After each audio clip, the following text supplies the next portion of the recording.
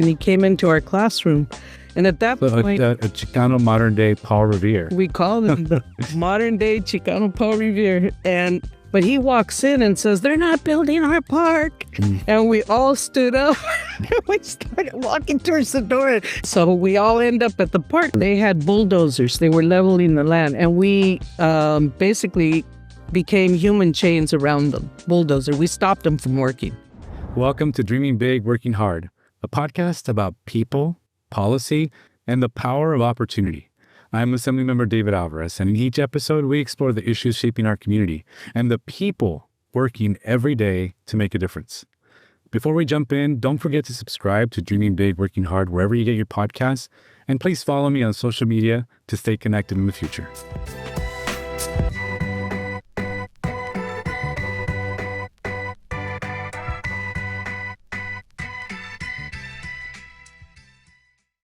I'm really honored, excited to welcome an extraordinary guest to the podcast today, someone whose life's work has left a mark on our community, in our culture, and in our collective history here in San Diego and in California, Ms. Josie Talamantez. Josie is a proud daughter of Logan Heights. She's a lifelong advocate for cultural preservation, social justice, and the power of community organizing. She was one of the founding members of the Chicano Park and the Chicano Park Steering Committee. It's the grassroots group that emerged from the historic 1970 takeover of land that led to the creation of Chicano Park, which is now a recognized National Historic Landmark, one of the highest honors in the country for sites of cultural significance, and Chicano Park is. To learn more about this rich history and Josie's role in it, I encourage you to watch the 1988 documentary that's available on YouTube, where Josie shares her story, and we hear from others involved with the story of Chicano Park. Over the past 5 decades, Josie has remained a steadfast guardian of that vision. She has worked with every level of government in the community, including as a chief programs officer for the California Arts Council, where she championed funding for community-based arts initiatives. And in 2022, after years of grassroots organizing, the Chicano Park Museum and Cultural Center was open on National Avenue. Her efforts helped uplift countless artists and cultural institutions throughout the years.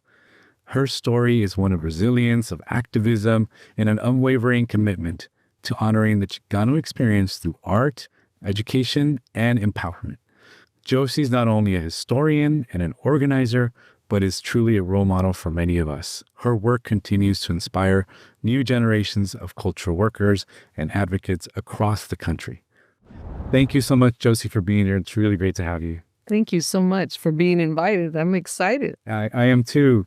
I want to start from the beginning with your story. I obviously shared a little bit about that, but you have a lot of history in our community, and I'd love for you to share some of your highlights, if you will, of your last several decades being involved in the community. Okay, great. Well, let me just say that my family's been in Logan Heights since 1906, and so I come through a couple of generations of activists, if you will. I would say one of my mentors is my mom. You know, she worked in the cannery since she was 16 years old. I think she was 15 because I think she lied to work in there. And over the years, watching them, walking with her, because she also did taxes for local residents. So we'd go and she'd do the taxes, federal and state, or I would walk with her through the community. This was before Interstate 5, right? Yeah. To homes. She would deliver Avon because she sold Avon on the side. But I watched her all those years. And then when I interviewed her, I learned that she was also actively involved in establishing the unions in the canneries. So, they were inspiration to me. And with that, when I started realizing the disregard for our community, when I was old enough to realize that we were not thought of very much. So it was a natural transition for you to get involved. We're going to talk about the activism, but your mom was sort of a natural organizing, going door to door, selling products, Avon, to ensure make a living for the family, and then did it in the workplace. Yes. And then obviously, in the 1970s, you get really involved in the community, and I assume some of the things you saw from your mother were impactful to you wanting to get involved in the community. So I want you to share more about maybe are there other mentors? Are there other people outside of your mother who was very influential in your life that sort of shaped who you think, who you became? I would say Armando Rodriguez, who was an activist in the community, was an educator, eventually became part of the California Department of Education, and then was appointed by the president to be part of the Federal Department of Education. But he used to babysit my brothers in the 40s, and my mom would give him classic books to read because my mom was a reader. And you have to remember, no TVs in them days, right? Yeah. So I grew up with this person that was making all these changes and serving our community. I was inspired by him. And I guess the other person I'd say was my 6th grade teacher over over at Emerson Elementary School was Mr. Edwards. And he's I don't know what happened to him, but he inspired me. He would bring people into our classroom, and I knew a lot of the people. I mean, even when he brought Dr. Rodriguez, we knew him as Shadow, right? I didn't know his real name, and I called him Shadow. And he goes, "My name is Dr. Rodriguez." So, I mean, but they were people who influenced me. Laura Rodriguez, who grew up in the neighborhood house. And when we took over Chicano Park, she started serving food for us, bringing food. And then when we took a stand against the neighborhood house, she came and slept on the steps. And I remember the police came because they were told to get us all out of there. And I can't remember the policeman's name that came, but he knew all of the residents, right? Because he was from the community as well. And he told her, "Laura, I need to move you." And she goes, "Well, you can take me to jail." And he says, "I can't take you to jail. Will not take you to jail." But he argued with her, and finally they just left, and they left her there, But those are people that I grew up with, looking at and watching the changes they made. So that was what gave me power to voice, gave me voice. Those are amazing names in the history of San Diego, certainly the history of Barrio Logan Heights. I had the opportunity to meet Laura Rodriguez myself. She was already in the latter part of her stage of her life, but she was, from being an activist and sleeping, as you shared the story, and saying, taking you to jail if you have to. Later in life, and people may not know this, she served as the lunch lady at was Lowell Elementary, which is elementary school, which is where I went to school. And she was my lunch lady. Little did I know that not only was she our lunch lady, but she was like an institution in the community. I only found that out later, unfortunately. But I think that just speaks to the commitment that people have in the community, right, to make a difference. No matter, you can be an activist and fight for something big, or in the case of Laura, you can also be involved at the local school and help with the kids and be a good example. And so you have some great examples there. And I think you're an example now today as well, which is, I thank you. Honored to have you here. I want to take us back to Chicano Park founding day. Yes. Because I've obviously grown up in the community. I've seen the murals. We happened to be there recently here together. Every time I go, I learn something new from you, but you were there, you were part of it, and the people who were there the day that Chicano Park is really important park in San Diego. For those that don't know, and you can definitely share a little bit more about this, but it was a takeover from the community. There was an attempt for space to be used for something that the community did not want and did not desire. And there was a need for parks, as simple as that. And the community came together. Tell me about that day, what you can remember. Like, how did your day start that day, or how did you lead up to that day? Well, I tell you, I was a student at San Diego City College, and I went to my class with Gil Robledo, who eventually is up in Santa Barbara area now. And we actually ran him for mayor, just so you know, at one time. But Mario Solis, who had been walking through the community, and he saw them leveling the land. And at that point, he asked, "Yay, you're going to build our park?" And they said, "No, we're building, this is going to be the parking lot for the California Highway Patrol Station." And he said, "What?" So he ran through the neighborhood. He went to Amador Market. He went to all the businesses, and then he ran up to City College and he came into our classroom. And at that point, a Chicano modern day Paul Revere. We call him the modern day Chicano Paul Revere. And at that point, when he came into the classroom, it was like the beginning of Chicano studies. And so we were in the classroom with a lot of the returning Vietnam vets, a lot of Chicanos from the community, and other people interested in learning about ethnic studies, right? But he walks in and says, "They're not building our park." And we all stood up and we started walking towards the door. And Gil said, "Okay," realizing he lost his class, right? "Your job is to document what's going on." So we all end up at the park. But you have to remember, there were no cell phones or Blackberries or anything. Within a couple of hours, there were a couple of hundred people there. And let me ask you, there were already the preparation of the land, like that was happening. We all showed up. They were leveling the land. They had bulldozers. They were leveling the land, and we basically became human chains around the bulldozer. We stopped them from working, and it wasn't just Vietnam vets. There were neighborhood residents that used to work at NASCO, the shipbuilding, that all came, and we stopped them, and then of course. They called Delia Cacho at the time, whose family, farm workers down in Otay Mesa area. She called her brother Luis, que descanse en paz. He just passed within the last couple of weeks. And they brought a tractor down. And so you'll see one of the murals. If you go down there, you'll see Mario Solis on the tractor. We started building our own park. People started bringing maguey pants, and you see the people digging. Jose Gomez at the time was leading that charge, and we just started leading, occupying. And then Laura comes. She's going to the store at the time. El Central Market was not a liquor store that it is now, but it was a market. That's where we went. The community had... There was no grocery store. In fact, there was no grocery store in that community up until recently, to be honest, right? Only about 15 years. There was FedMart, but we closed them down because we were boycotting grapes. And so so they closed down. They didn't want to serve us because we were boycotting them. Got it. Yeah. Well, we had FedMart. And it was down on the corner of 26th and Main. Yeah, right. Down there. And so when we started boycotting grapes for Cesar Chavez and the United Farm Workers, rather than dealing with us, they closed themselves down. Yeah. And then they sold their property. So Laura's coming to the market, which is La Central. It's to the market, and she looks at all the young people over there, and she goes, "What are they doing?"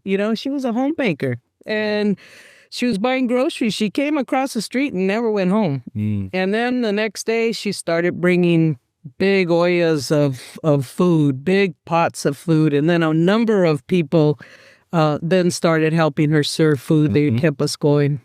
She was quite active at the time. Yeah. She also, at some point, we'll share more of the story, but started the Chicano Clinic, right? Which is now the Logan Heights. When we occupied the neighborhood house, because they weren't serving the community anymore, they were closing like at 4:30 or 5 o'clock, and all our kids were in afternoon, right? When she started sleeping on the steps and we finally negotiated the building, that's exactly what she said. "We're building a Chicano-free clinic here." She goes, "Because our community doesn't have any kind of medical services." And so she started what they still do today, which is that monthly tamal luncheon. Her legacy lives. Yeah, she used to, at the beginning, be part of making the tamales, selling them. And again, another story. Laura is an amazing story, and that's why there's now an elementary school named after her, Laura Rodriguez, and there should be more. But so back to that day. Yes. You were in class, you go and we all occupy, and then you're there for all day. All day. That evening, we retreated. Some of the main people, Jose Gomez, Adrian, Diane Bolivar Armenta. There was a number of people, and we met at Senora Gomez's house right there on Newton Avenue. Sampson and Newton, and we formulated the Chicano Park Steering Committee that evening. And we did that because we needed negotiators. And because we knew we were going to have to negotiate, we were occupying the land, and we occupied for 12 days. And so the negotiators, we identified them, And who are you negotiating with? the city of San Diego and the state of California. So the city had to negotiate with the state, but we began our negotiations with the city. And, they were very accommodating at the time, although in the end, Leon Williams at the time was a council member. He kind of supported us through the process. There were a lot of political movements that were happening, and the council was not in favor of us at that point. They didn't understand us. They didn't know what we were doing, and they had already made a decision with the state of California without any public input, just as they had done with the Freeway 5 and then the Coronado Bay Bridge. We had 20,000 residents in our community. And you have to remember, or you don't remember, I barely remember, it was red line. We couldn't live anywhere else.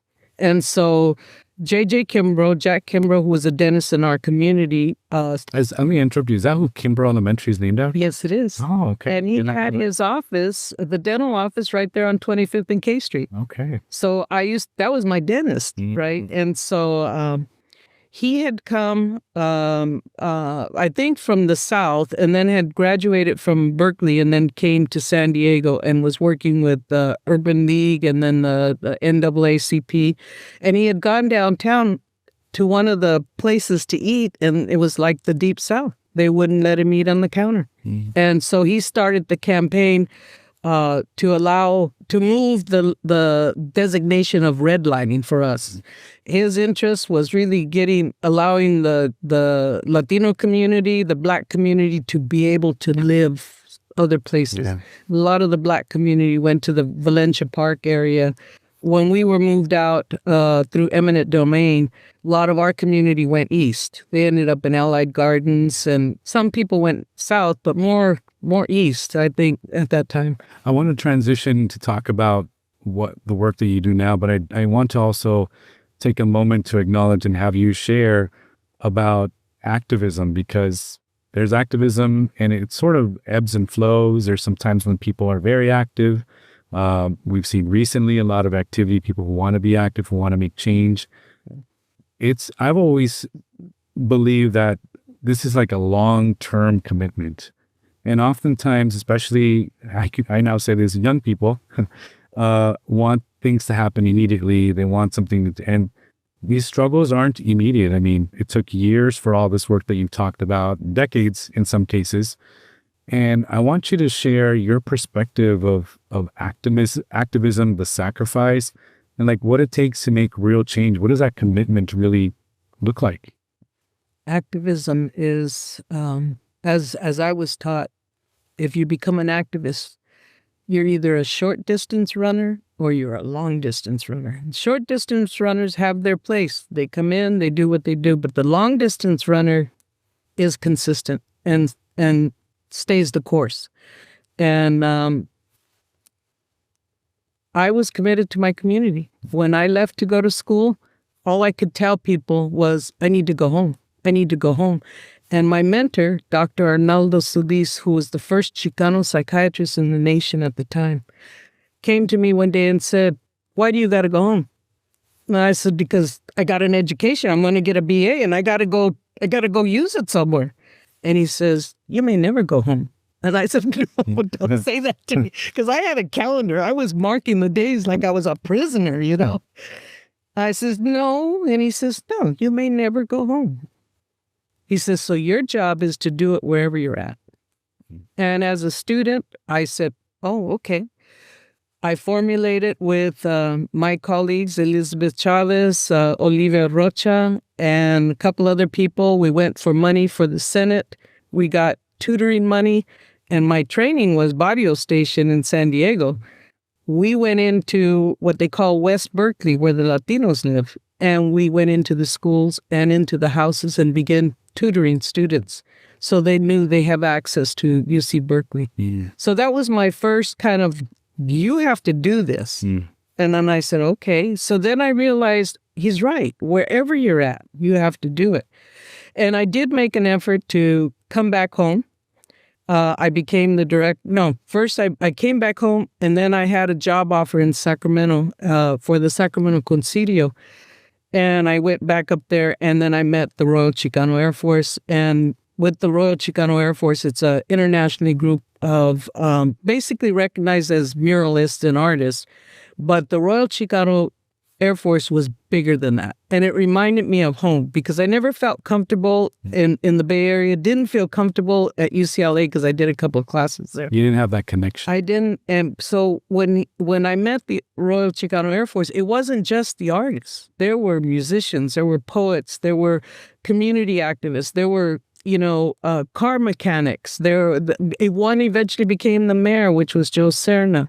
There were legislative representatives that came, and we'd all screen or we all work, but you had to earn your wings in order to become a long-distance runner, and I earned my wings. I want to ask you about that because sometimes in activism, there's sort of this clash between, this is our fight, and we want to be very righteous about this, but there are times, and certainly I've learned this, where there are systems that we operate under, government systems, and in order to make progress, there's you talked about negotiations on the park. I'm sure there was some give and take probably as part of that. So you can stay true to who you are, but also push the boundaries. Can you share about where there's been discomfort with you in doing that, and how you naturally, I think you've become a very natural, continue to be an activist, but also pragmatic with how to accomplish things, because things don't just happen always and you can't always expect people to occupy spaces for days and days, but that sometimes is necessary. But how do you bring those two together in a world where you've got to work with systems that exist? Well, I'll tell it through a story. While I was in Sacramento working for the California Arts Council, I was called to a meeting, a woman that worked at the Office of Historic Preservation that I knew. We meet in this kind of strange place, and there's this African-American man there. His name is Dr. Jim Fisher. I know him now. And she introduces him to me, and then she leaves. She was told that she could not really bring us together. Dr. Jim Fisher was the cultural historian at Caltrans at the time. And at that time, they were going to retrofit the Coronado Bay Bridge. And the murals were all going to come down. The murals were going to be destroyed, and the park was going to be less than 7.4 acres that it is. And he had to find a way to work with community. And I told him, you know what? I'll organize for you. And so I came to San Diego. I organized meetings. I brought him down. He started working. Anyway, he promised me. He says, I'm going to write this report. He says, and I'm going to list the park, the murals, and the bridge as historic. He says, and I'm not going to compromise. He says, if I compromise, I'm going to quit. Because he had met the community and he knew the commitment. And then he calls me a couple months later and he says, I compromised. He says, but I didn't compromise on the park or the murals. I compromised on the bridge where it hits the land. Because they have to adhere to what they call 101 regulations, which is a whole other process that they have to deal with when they're dealing with historic sites. So he did that. And then when he finished, and so we now have a California register that he did on behalf of Caltrans. But it was hidden. So he turns around and he tells me, he says, now it's your job. You need to get it listed on the National Register. What the heck is a National Register? I knew nothing. He led me through that process and got me to a point that I took the process. I applied for the process. I went through the process. I brought it back to the steering committee, and here's where we go. It took me 14 years to convince the Chicano Park Steering Committee that this was a good thing to do, because steering committee does not trust government at all. And I was being called names because I'm dealing with a process that'll get us listed. Finally, in 2012, when we were finishing the first restoration of murals, they approved it. And I moved quick because I knew if I didn't move quick, it wasn't going to happen. Times their minds. And so it was approved in 2013. And that's when we moved forward to looking at the National Register. And at that point, I went ahead and did it. And it went through. And then later I contacted Manny Galaviz, who was also from San Diego County, because now we were looking at landmark status. And Congressman Vargas set up a meeting, and Manny couldn't go because Manny ends up at the National Parks place, and they treated him horribly. And I will say this to whoever wants to hear that. He came in to do some other kind of research through the Hispanic Access Foundation because they placed raza in parks for what they call Latino Conservation Week. You'll see it in July all over any parks. And he went to go study something else because he was working on a PhD in Texas. And Vargas told the Office of Historic Preservation, or they told the National Park Service, we want you to start, because he knew I was looking at it, looking at national landmark status. So when Manny got there, he had something else to do. They said, no, you're going to work on this. They didn't give him an office. They didn't give him keys. They didn't give him a computer. They gave him nothing. He called me and he said, can I use your research? And I said, of course, let me work with you. And so we put it forward. And without the help of Park Service, then when the presentation was to be made, he couldn't make it. So I happened to be in Kansas City, Missouri, working at the first Chicano lowrider event that they had invited me to.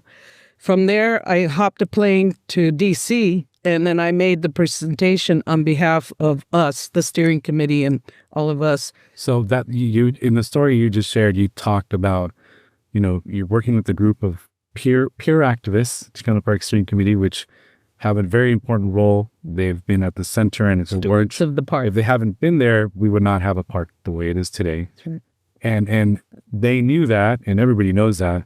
But now you're trying to get them to buy into this other legal, political way to protect the park, which is very much in the same interest that they have, but it's now not fully our control, where we're agreeing that, the government can help us control, which is challenging. And then you talk about getting Congress members involved in the National Park Service. And so I think for me, I think it's important how you've navigated that, because I think it's only because you have the trust of the community to do that. It's like I sometimes equate it to some of the work I did on the city council. I mean, I remember when I first started going to Chicano Park Steering Committees, and, I grew up in Chicano Park. It was my park. And now that I was elected, I was sort of on the other side, right? And so having to be able to build that relationship of how do we work together so that we can achieve common purpose, which exists, takes time, and it takes dedication. It's from both sides, right? It's the activists, but also those on the inside, if you will, who want to help get things accomplished. So I feel like that's a lesson that I try to share with others who are wanting to push us to do better, which those of us in elected office should always be pushed to do better, because that is what we're there for. But it's also to help facilitate. How do we actually deliver that? How do we actually reach that sort of destination? And it's a little bit of give and take. Well, I tell you, David, when I was the director of the Centro Cultural de la Raza, and we received funding from the California Arts Council, my first couple of weeks at the Centro, I got hit by Pete Wilson. He wanted to eliminate the Centro, didn't want anything to do with it. I was intimidated by the California Arts Council. I'm down here in San Diego running this cultural center. That is the state agency. That experience took me to the point that I ran another cultural center, and then eventually I went to work for the California Arts Council. When I got to work for the California Arts Council, I told my staff, if you work with me, our job is to break down the barriers. Because I told them I was intimidated. I couldn't even call your invoicing office because I was so intimidated by them. I did. So my job there was to break down barriers. And I did that there. And then everywhere else I went, because I realized they're just people. And they're people that are part of an agency. And that took me to, I'll take on the feds, I'll take on Congress, I'll take on city council, I'll take on county board of supervisors, because I'm not afraid of them anymore. But I was. And I have used that to teach anybody that I worked with in workshops through the Arts Council, at the steering committee, when I'm at meetings, or anybody I've ever worked with. I show them that people are just people. Mm-hmm. It's even though they represent whatever they represent. Yeah. So there is now a Chicano Park Museum and Cultural Center. Again, thanks to your work. It would not be there, and obviously all the folks supported you.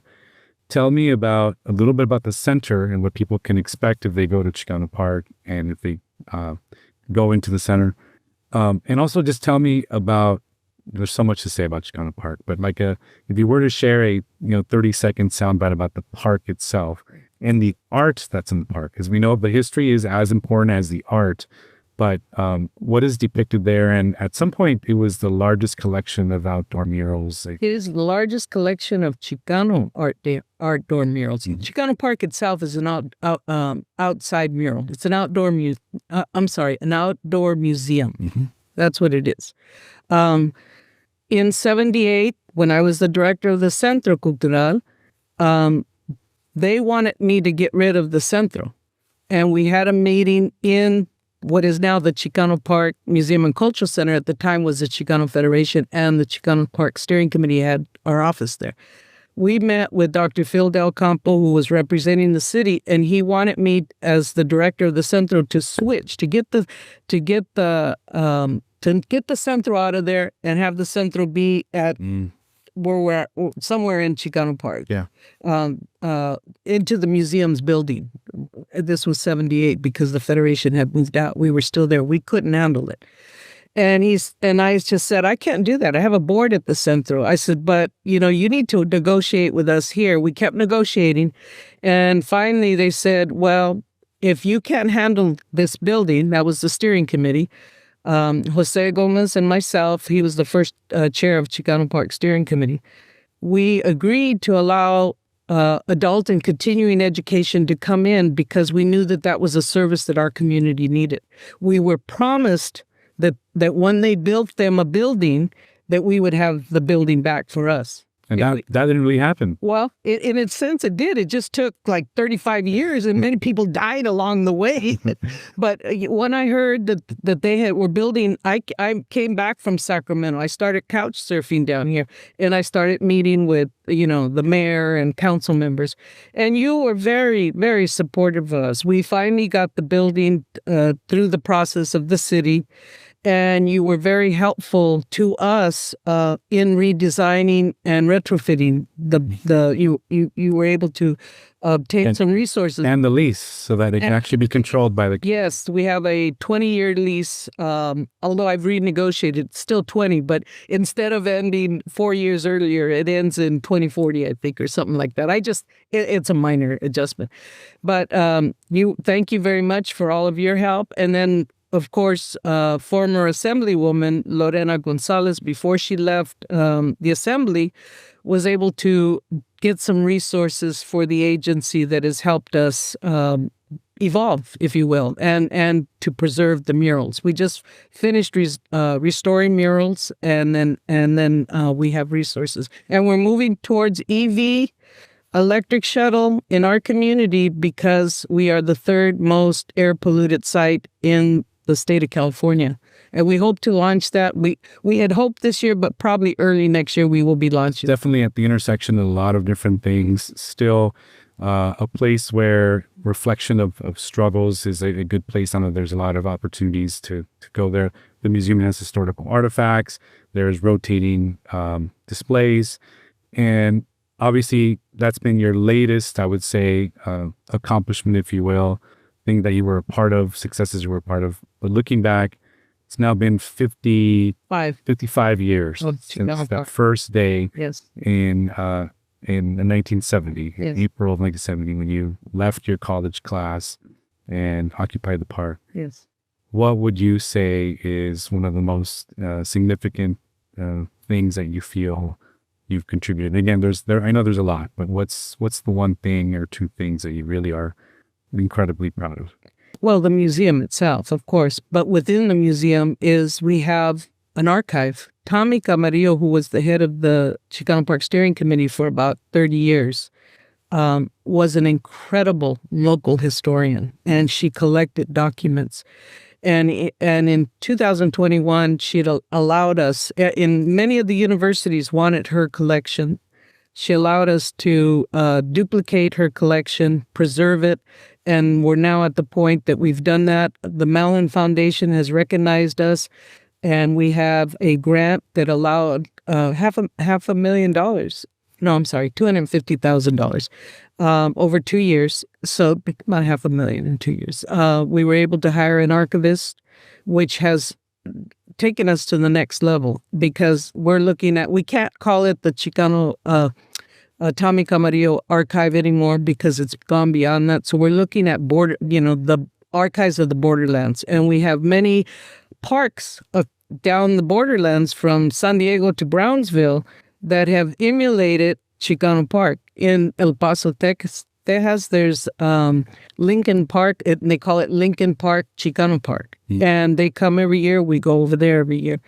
Colorado, different places, and there are many Chicano parks. So the museum certainly sounds to be a highlight, and maybe more in the future, perhaps. Yeah, and the park itself is a history of, environmental racism that has happened in our community. Land use, racism, everything. All of that, And that's why it's emulated in other places, because our murals are not just beautiful murals. They are beautiful murals, and they are done by local artists and internationally recognized artists, and they tell stories. All of them tell their own story of our history. Yeah, not only here in San Diego, but of people in our Southwest. Throughout the Southwest, yeah. So I want to end with thank you for all the reflections. Appreciate that. The younger generation, there's a lot of people out there who want to do something. We've seen recently a lot of people going to the streets. And anytime there's any issue, actually, Chicano Park is at the epicenter, and people join at Chicano Park, and it's usually a lot of young people. But what would be your advice to a younger activist that's looking to make a difference in the community? I would say come volunteer. Volunteer either with the steering committee, volunteer at the museum, so that you can learn your history of this community. And then from there, learn from the people around you, because they continue to do what they do. Yeah. Well, Josie, just want to thank you so much for what you do, for allowing so many of us to learn, and today for sharing the history. There's always something I learned from being with you and learning about the park. Just recently, the mural about the, remind me of the name of the... Anastasio? No, Anastasio I knew about, the gentleman from Tijuana, who then was working at a radio station. Oh, Jorge Gonzalez. Jorge Gonzalez. It's an amazing story. And like you said, you look the mural up from bottom to top. That's a whole semester. Yeah, you learn. There's history literally in every one of those murals that could be taught. And, the museum is teaching us, and invite anybody to come. And where do we find the museum information online? Do you know? The Chicano Park Museum and Cultural Center. We're on all of your social media. We have a website. You can join us. We're located at 1960 National Avenue. And we also have a facility in National City that we're trying to develop, because we figure the archive will grow if we don't have enough space. Yeah.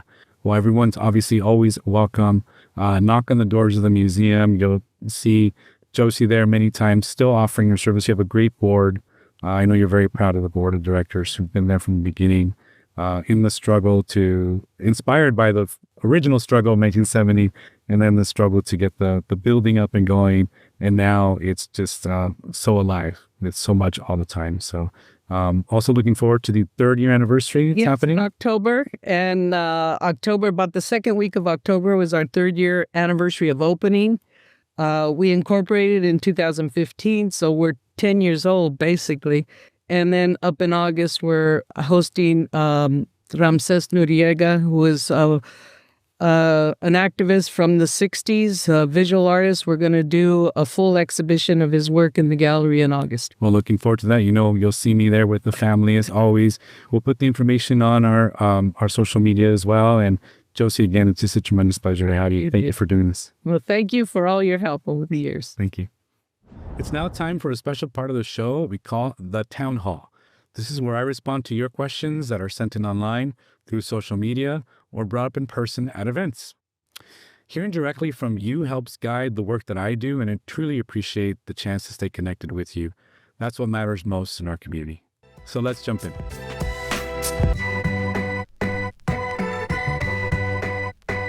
Okay, so this is the first question. It's really important, and it's kind of the reason why we did this episode, actually. The question is, how does protecting cultural sites or our culture or customs benefit our community today? I would just say that clearly Chicano Park is really just about this. It's about making sure that we remember our history. There is a lot of lessons that we can learn from activism, and Chicano Park is at the center of that, and all the history that's depicted there. So whether it's making sure we have public spaces that are secure, that tell our history, that connects us to our roots through public art or any of that, that's all really important. Or, for example, this reminds me of my first year as an assembly member, where I authored the law AB 436, which was signed into law in 2023. And this was something we worked with the community on. It was on ending the outdated ban on cruising for lowriding. Some of you probably are familiar with that. It used to be illegal to ride your lowriders, and it was actually in the vehicle code, and you can be cited and you can be pulled over. So working with the community, cruising, it was such an important part of the culture, such an important part of the history. And so sometimes you can actually pass laws that enshrine that history and that culture. And that's what we did with Assembly Bill 436. It was a really special bill that I worked on again with the community. So again, whether it's public spaces, art, or any other things that are out in the public realm, protecting that is important so that we can learn from that history and learn how to be better because of that history. And that's why I think cultural sites and culture is important in our society. So question 2 is, what motivates you when you write and introduce new bills? So this is a question I get a lot. Obviously, the experiences that I hear from other people, the experiences that I have as a father, as growing up in the community that I grew up in Barrio Logan, where I saw firsthand how government works and sometimes how it doesn't work. But really, it's about listening to what's happening in your life and what matters the most to you. That's representative government. That's our job, to listen to you. And that's why we have town halls. I'm out in the community. If it's not me, we have members of my staff who are at a bunch of community fairs, and we want to hear from you. We want to hear about what you want to see in your community, in your schools. What is it going to take to us have a better community for all of us? How do we have those conversations? You can reach out through, again, booths, town halls. You can reach out on social media, anything about that. So whether it's lifting the ban on cruising or fighting for more affordable housing, making sure that our air and our beaches stay clean, I really take pride in that our legislation is about tackling the real problems that reflect what's happening in our community. That's what really keeps me going. That's what gets me excited about this job. And I'd love to hear from you about what matters to you. So the next question I have that came in, and again, thank you for sending those questions in. What are your priorities when it comes to improving our schools in California? So this is, again, where my experience as a first-generation student, the first one in my family to go to college, comes in. This is where my experience now as a father of 2, of a high schooler and then elementary school, actually his son's going into middle school, where to me it's important that every child, no matter where you go to school, that you have access to supportive, high-quality education. So making sure that every child learns to read by 3rd grade level. That's like, for example, one of the laws that we passed this year that we're working hopefully to get to the governor and get signed into law, so that our teachers have all the resources they need so that they can do their job, because they're dealing with a lot of different issues that kids are going through, and they need to make sure that they have the supports, and that our schools have the programs to support their families. So whether it's supporting the Extended Learning Opportunities Program, which is something we fund in the state, which is an after school and before school program, summer school, so that learning continues throughout the year. Those are the things that I'm focused on so that we can provide good education for all of our kids in California. And then making sure our colleges and our universities are accessible and that they're affordable for our community. Those are all things that matter to me. Final question that we'll share today came in and said, how do we make sure you really know what's going on in our neighborhoods? This is so pivotal in our democracy. And this is our responsibility to all of us, no matter who you are, that you stay involved and engaged. So whether it's communicating with your city council or your mayor about things that are happening in your streets, at your local park, your libraries, your police stations, your fire stations, that's how you make a difference directly in your neighborhood. But also stay involved when you go to community fairs and you see people like myself or my office that we have We have booths, and you can go walk up and sign up for their newsletters. Or when you have town halls that you hear about that people are holding, go and talk to your elected officials. Get involved in community groups. That is probably one of the best ways, because at least for myself, when I'm not able to go to some of these community groups, we have people who work in my office. And so they go there and they listen to the things that people have to say. That's the real work. It's about serving you. So please, if you have any ideas or concerns, please reach out to me directly at the website, davidalvarez.com. You can also find us on all our social medias. Always here to listen, to hear from you. And I have had some great ideas on laws that have come directly from people in our community. And I hope that you reach out to me that way. Thank you again to Josie Talamantez for joining us today and for sharing her incredible story as a founding member of Chicano Park. That is just like history for me that's living, and I'm so glad I was able to have this conversation. I hope you also had a chance to learn a little bit about the park and they get a chance to come and visit. She's a lifelong champion for cultural preservation, for community empowerment, and she's right there at the museum and cultural center. Come and meet Josie, learn about her dedication, that dedication that reminds us about how powerful it is when we lift up our voices and together to protect our heritage and inspire future generations, how to get involved, how to make a difference. If you want to learn more about supporting the work that she does in the Chicano Park Museum, please visit chicanoparkmuseum.org.